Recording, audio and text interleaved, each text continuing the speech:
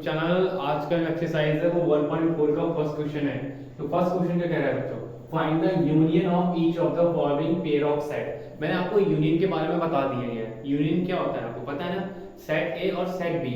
Set ए और set B के जितने भी एलिमेंट्स होंगे, सेट ए के एलिमेंट्स और सेट बी के एलिमेंट, दोनों एलिमेंट्स को एक सेट में रख देंगे, उसे बोलते हैं यूनियन। बट सेट के अंदर जो कॉमन एलिमेंट्स होंगे, जो सेट ए में भी हैं और जो सेट बी में भी हैं, उनको कितने बार लेना है, टेकन ओनली वंस। उसको हमें कितने बार लेना है, बस एक ही बार लेना है। ठीक है, जैसे मान लो सेट ए में 1 2 3 4 है, सेट बी में कितना है 4 5 6 8 है। तो आपको सेट ए में और सेट बी में 4 5 और सेट बी में 4 5 भी कॉमन एलिमेंट्स हैं। तो उसको यूनियन में कितने बार लेना है, हमें एक बार लेना है और उसके आगे 6 8 6 7 लेना है। ठीक है ना बच्चों। तो अब हम इसकी एक्सरसाइज स्टार्ट करते हैं। ठीक है, मैं आप लोगों से बच्चों सॉरी बोलूंगा कि बेटा थोड़ा सा मुझे लाइटिंग की बड़ी प्रॉब्लम है थोड़ा, पर मैं लाइटिंग का सिस्टम कर रहा हूँ जिससे कि आपको पूरा साफ दिखे। ठीक है, उनके मैं इंस्ट्रूमेंट जो भी हैं वो मंगवा रहा हूँ। तो अभी मुझे इसके बारे में इतना पता नहीं है, तो इसलिए बेटा थोड़ा सा लाइटिंग की प्रॉब्लम होगी, तो इसलिए मुझे मैं आपसे माफी चाहता हूँ। बट है कि क्योंकि आजकल यूट्यूब पे ऐसा है कि आप कितना भी अच्छा पढ़ाते हो या कितना अच्छा पढ़ाते भी ना हो, बट है कि आपको लाइटिंग सिस्टम अच्छा होना चाहिए जिससे बच्चों को दिखे भी।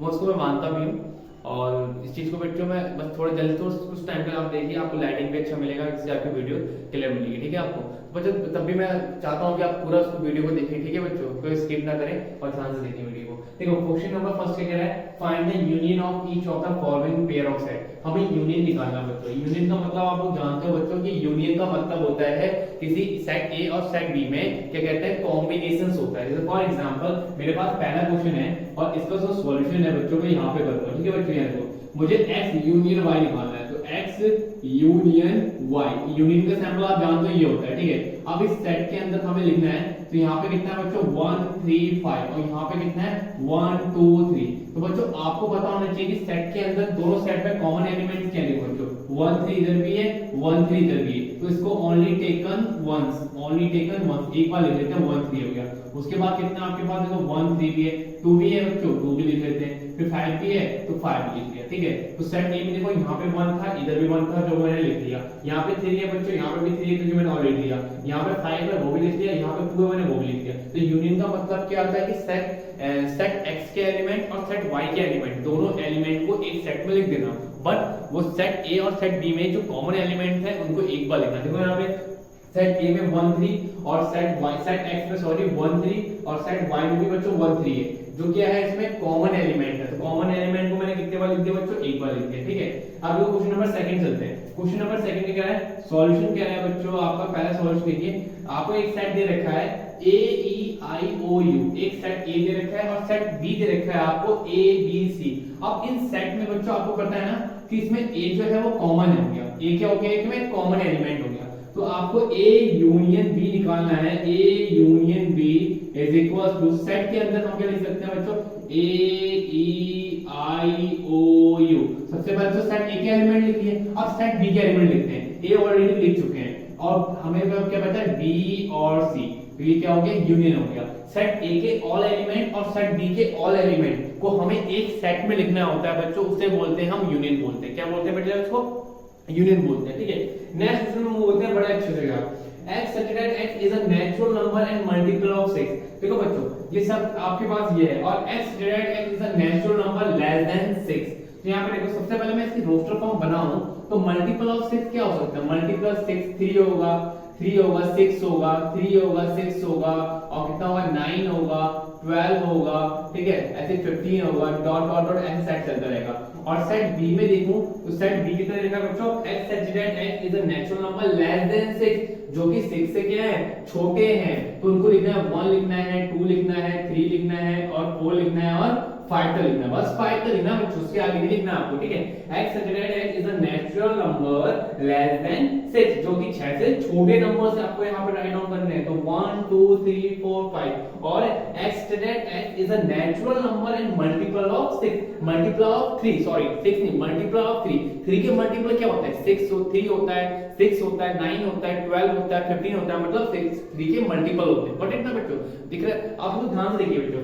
अब इसमें क्या निकालना है आपको, a यूनियन b निकालना है। तो इसका a यूनियन b क्या हुआ, a union b is equals to इसके ऑल एलिमेंट और इसके ऑल एलिमेंट। तो क्या हो जाएगा बच्चों, आप देख लो 1 हो जाएगा, 2 हो जाएगा, 3 हो जाएगा, 4 हो जाएगा, 5 हो जाएगा, यहाँ से कितना हो जाएगा 6 हो जाएगा, 9 हो जाएगा, 12 हो जाएगा, 15 हो जाएगा, ऐसे डॉट डॉट सारे एलिमेंट्स चलते रहेंगे। ठीक है, तो इससे हमें क्या मिला, या तो हम इसको ऐसे भी लिख सकते हैं A union B is equals to 1 2 3 4 5 6 5 तो लिखा बच्चों, 5 तो लिखने के बाद यहाँ पे हम क्या लिख देंगे, और multiple of MUL multiple of 3 multiple 3 के मल्टीपल हो गए। ठीक है बच्चों, ये चीज आपको नोट करनी है ऐसे करके। ठीक है, तो अब देखो क्वेश्चन नंबर 4 क्या है। क्वेश्चन नंबर 4 दे रखा है x such that x is a natural number and x is greater than 1 and less than and equal 6।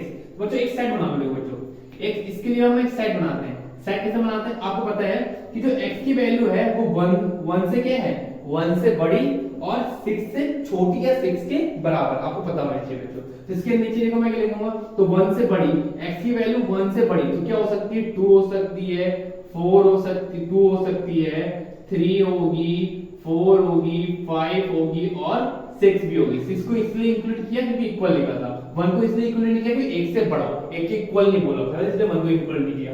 And x such that x is a number, sorry, x such that x is a natural number बच्चों, natural number is x is greater than 6 and less than 10, x is greater than 6 and less than 10। तो इस कौन सा side हो गया बच्चों, b side हो गया। इसको लिखो तो ग्रेटर देन 6, तो 6 से ग्रेटर क्या होगा, 7 होगा, 8 होगा, 9 होगा, बस होगा बच्चों 9 तक होगा, 10 तक नहीं होगा क्योंकि लेस देन 10 बोल रखा है, इक्वल नहीं बोल रखा है। व्हाट है, समझो स्टेज को। एंड इसका यूनियन निकालना है हम लोगों को। So a union b is equals to, जब मैं इसका यूनियन निकालूंगा बच्चों तो सेट a के जो भी ऑल एलिमेंट्स हैं 2 3 4 5 6 और इसके कितना हो गया 7 8 9, आपका सेट क्या हो गया बच्चों, कंप्लीट हो गया। Got it. देखो लास्ट क्वेश्चन है, फर्स्ट का 4th 5th पार्ट है। देखो सेट A कितना रहेगा 1 2 3 और सेट B कितना रहेगा 5। 5 का मतलब क्या होता है, एम्प्टी सेट। 5 का मतलब खाली set, null set, void set, already introduction में मैंने पढ़ा दिया गया है। वो ऐसे सेट्स क्या होंगे जिसमें एक भी एलिमेंट प्रेजेंट ना हो, उसे बोला जाता है क्या, एम्प्टी सेट बोला जाता है बच्चों। जैसे फॉर एग्जांपल इसका सॉल्यूशन करते हैं, जैसे आपको सेट A दे रखा है, सेट A दे रखा है आपको 1 2 3 और सेट B दे रखा है आपको ऐसे करके खाली है, सेट के अंदर एक भी एलिमेंट नहीं है। अब आपको पूछा है बच्चों इसका A यूनियन B, इसका A यूनियन B पूछा है भाई आपको। तो यूनियन का मतलब क्या होता है कि सेट A के जितने भी एलिमेंट्स हैं और सेट B के एलिमेंट को हमें एक सेट के अंदर रिप्रेजेंट करना होता है, रिप्रेजेंटेशंस करना होता है। पर सेट A में एलिमेंट कितने बच्चों, 1 2 3, तो सेट A में एलिमेंट कितने हो गए, 1 हो गया, 2 हो गया, 3 हो गया। But sir ji set B में तो एक भी एलिमेंट नहीं है, तो बच्चों इसको ऐसे लिख देंगे क्योंकि ग्रुप का मतलब तो यही हुआ ना। ग्रुप का मतलब क्या हुआ, जैसे मैंने बोला बेटा आज आप लोगों को मिलना है बच्चों, जैसे मैंने आपको एग्जांपल दिया बच्चों, आज मैं एक ग्रुप बना रहा हूं, एक हम ग्रुप बना रहे हैं, साइंस का ग्रुप बना रहे हैं, साइंस के स्टूडेंट का ग्रुप बना रहे हैं, जिन स्टूडेंट के पास मैथ है, एक साइंस का अलग ग्रुप बनाएंगे जिनके पास बायो है। तो ग्रुप बना रहे हैं ना, तो ग्रुप बनाने में क्या होता है कि आपके पास जब ग्रुप बनाया जाता होता है तो जितने बच्चे प्रेजेंट हैं, मैंने बोला बच्चों मैं कल ग्रुप बनाऊंगा तो सभी स्टूडेंट को प्रेजेंट होना है। मान लो 10 स्टूडेंट में से 5 स्टूडेंट प्रेजेंट है, 5 एब्सेंट है, पर मुझे तो ग्रुप बनाना ही बनाना है, तो मैं उन 5 बच्चों का ही ग्रुप बना लूंगा। और सेट दूसरा सेट जो था जिसमें मैंने बोला रखा था कि भाई सभी बच्चे आएंगे, बायो के बच्चे एब्सेंट है, तो वो क्या हो गया आपका एक नल सेट हो गया, मतलब एक एम्प्टी सेट हो गया। पर मुझे तो ग्रुप बनाना है, तो मैं अपने जितने भी बच्चे प्रेजेंट है उन बच्चों को क्या ले लूंगा, ग्रुप में लेकर बना लूंगा, यूनियन कर लूंगा। तो ठीक ना। देखो बच्चों हम क्वेश्चन नंबर 2 में बोलते हैं। क्वेश्चन नंबर 2 में कह रहे हैं आपसे let a comma b, let a कितना दे रखा है a कॉमा b और लेट b दे रखा है आपको a b c और लेट b दे रखा है आपको a b c। क्वेश्चन क्या कह रहा है, is a subset b।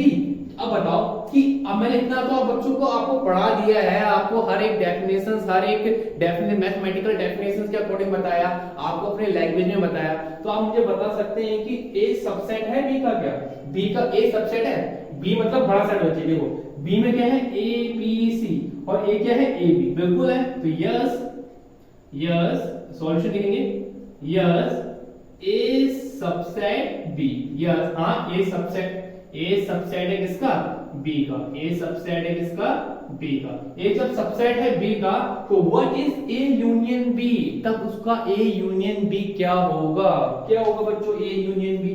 Simple सी बात है भाई, ए यूनियन बी निकालने के लिए आपको सेट ए की जितनी भी एलिमेंट्स हैं उनको देखो, वरना ए और बी एलिमेंट्स हैं, और सेट बी में देखो जितने एलिमेंट हैं, ए भी तो सर ऑलरेडी थे इसमें, उसमें भी थे, तो कॉमन एलिमेंट को टेकन ओनली वन, एक ही बार लिखना है सर आपने बताया। यहाँ पे कितना बनना बचा, सी बचा, तो ये क्या बन गया आपका ए यूनियन बी आपका कंप्लीट हो गया। ठीक है, अब हम इसके क्वेश्चन नंबर थर्ड में मूव होते हैं। नंबर थर्ड में मूव होते हैं। क्वेश्चन नंबर थर्ड आपसे क्या कह रहे हैं, देखो if A and B are two set, यदि ए और बी दो सेट्स हैं such that A subset B, A subset है किसका, बी का, तो then what is A union B, तो ए यूनियन बी क्या होगा। अभी जस्ट हम लोगों ने अभी क्वेश्चन किया था बच्चों, अभी क्वेश्चन नंबर सेकंड हम लोगों ने वही किया था, तो आप लोगों ने उस क्वेश्चन में देखा था कि जब ए और बी, ए के एलिमेंट कितने थे बच्चों, जैसे अभी मैं उस क्वेश्चन को समझा पाते हैं, जैसे मान लो उस सेट में ना ए के सेट थे आपके ए बी, और सेट बी भी थे जो थे वो आपके थे ए बी सी। ठीक है, तो इन दोनों का जो क्वेश्चन ने बोला था कि ए सबसेट है बी का, वो तो था इज ए सबसेट बी, बिल्कुल यस ए सबसेट बी है, तो इसका ए यूनियन बी क्या होगा, so A union B is equals to, A union B का मतलब क्या था बच्चों कि हमें यूनियन का मतलब क्या है, सेट ए के एलिमेंट सेट बी के एलिमेंट दोनों एलिमेंट को एक सेट में लिखना था, तो मैंने क्या कर दिया ए बी सी, तो क्या बन गया बच्चों, कौन सा सेट बना, ए बी सी किस कौन सा सेट बना, बी सेट बना, कौन सा सेट बना बच्चों, पी सेट बना। तो यही इसका क्वेश्चन है, यही इसका आंसर है, बड़ा इजी क्वेश्चन था। तो देखो if A and B are two sets so such that A subset B, तो then what A union B, तो सॉल्यूशन में लिखेंगे A subset B if A subset B then A union B is B, तो A union क्या होगा, B होगा, A union क्या होगा बच्चों, बी होगा। आप एग्जांपल भी ले सकते हैं, एग्जांपल की हेल्प से भी समझा सकते हैं। ठीक है, मैं एक एग्जांपल लेके लिखता हूं, suppose let set A is equals to 1 2 3 and then set B is equals to 1 2 3 4 5 6, so what is कि ए सबसेट है बी का, बिल्कुल है ए सबसेट बी का होगा, बिकॉज़ बी में एलिमेंट कितने बच्चों 1 2 3 4 5 6, और सेट ए में एलिमेंट कितने बच्चों 1 2 3, तो बिल्कुल है कि ए सबसेट बी का है, एक जो है वो सबसेट है किसका बच्चों, बी का है, बिल्कुल है, इसमें कोई कंफ्यूजन की नहीं, बी में क्या है 1 2 3 जो है वो एक अलग से सबसेट, एक अलग से एक सेट बना रखा है, तो ए सबसेट है बी का, तो इसका ए यूनियन बी क्या होगा, तो बिल्कुल हम इसका ए यूनियन बी निकालते हैं, so A union B is equals to, तो सेट ए के जितने भी एलिमेंट है उसको लिख लो, और सेट बी में जितने एलिमेंट्स है 4 5 6 लिख लो, तो ए यूनियन बी देखो बच्चों क्या आया, सेट बी आया, ए यूनियन बी क्या आया, सेट बी आया, तो इसलिए ये इसका आंसर हो गया। क्लियर हो गया, जब ए सबसेट होगा बी का तो then A union B is always set B होगा, हमेशा एक सेट बी बनेगा। ठीक है बच्चों, देखो क्वेश्चन नंबर जो फोर्थ है वो है मजेदार क्वेश्चन, उसमें आपको यूनियन बहुत ही डीपली समझाया गया है, उस यूनियन को आप अच्छे से समझिए। देखो आपके पास क्वेश्चन दे रखा है फोर्थ, इफ ए 1 2 3 4 बी कितना है 3 4 5 6, सी कितना है 5 6 7 8, और डी कितना है 7 8 9 10।